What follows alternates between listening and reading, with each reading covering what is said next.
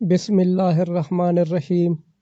انس بن مالک سے روایت ہے کہ نبی کریم صلی اللہ علیہ وآلہ وسلم نے ابو ذر سے فرمایا، حاکم کی سن اور اطاعت کر، خواہ وہ ایک ایسا حبشی غلام ہی کیوں نہ ہو جس کا سر منکے کے برابر ہو۔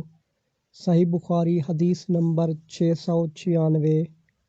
ابو مسعود انصاری سے روایت ہے کہ ایک شخص نے کہا کہ یا رسول اللہ، قسم اللہ کی میں صبح کی نماز میں فلاں کی وجہ سے دیر میں جاتا ہوں کیونکہ وہ نماز کو بہت لمبا کر دیتے ہیں۔ میں نے رسول اللہ صلی اللہ علیہ وآلہ وسلم کو نصیحت کے وقت اس دن سے زیادہ کبھی بھی غضبناک نہیں دیکھا۔ آپ صلی اللہ علیہ وآلہ وسلم نے فرمایا کہ تم میں سے کچھ لوگ یہ چاہتے ہیں کہ عوام کو عبادت سے یا دین سے نفرت دلا دیں۔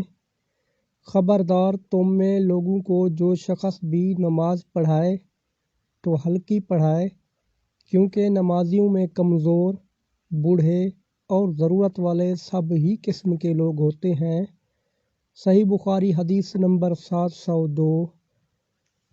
اللہ تعالیٰ سے دعا ہے کہ اللہ تعالیٰ ہمیں ان پیاری احادیث مبارکہ پر عمل کرنے کی توفیق عطا فرمائے اور اپنے پیارے آقا صلی اللہ علیہ وآلہ وسلم کے نقش قدم پر چلنے کی طاقت عطا فرمائے۔ آمین۔